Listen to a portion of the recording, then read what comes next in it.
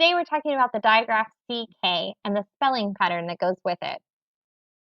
CK digraph is probably the easiest one to teach our kids since C and K separate say the same sound as the digraph says together. So when they're decoding words, CK is an easy one. But when it's time for spelling, they might ask themselves K or CK. What one should I use?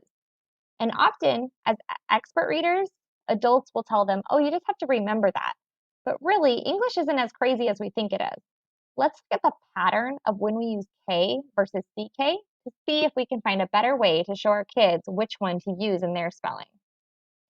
If I were doing this with a group of students, I would start by sorting words. And honestly, I like to teach this at the beginning of first grade. So when I introduce the CK digraph, so if I were doing that, I would only use closed syllables to start because that's what they would be familiar with. Remember that a closed syllable has one vowel and says that short sound. So we have a closed syllable, sack. We would put that on the digraph side. Pick, digraph.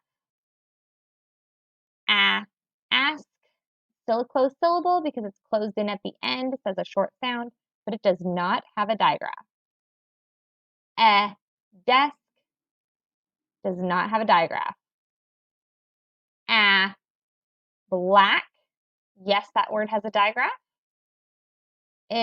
Milk, no digraph.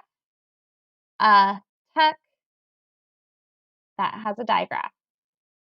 I threw this word in because at the beginning of first grade, most kids will have seen it before. It's a common word, and they might have it stored in their sight word inventory.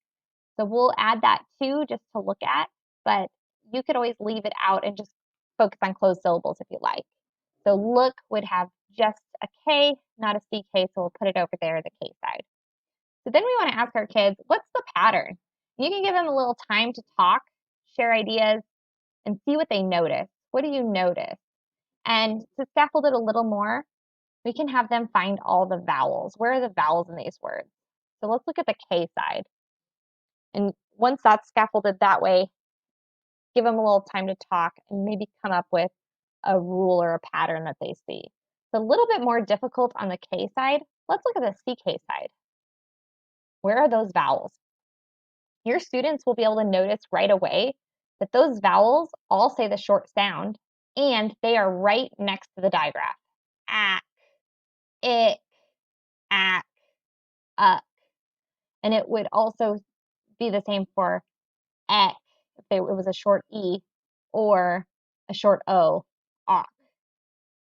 So what is the rule? What is the pattern? I do try to stay away from the word rule, even though I just said it, because every time there's a rule breaker in English, but we can find common patterns of words to help our kids understand our language. So the pattern is that we use CK after a short vowel. CK only comes after a short vowel. So look at the other side. We have short vowels in ask, desk, and milk, but what's the difference? There's a consonant between that short vowel and the K sound or the K sound. And then if we want to look at other syllable types like vowel teams and look, if it's a vowel team, we use a K because does not come after a short vowel. It comes after a vowel, but not a short vowel. So any other time we use K.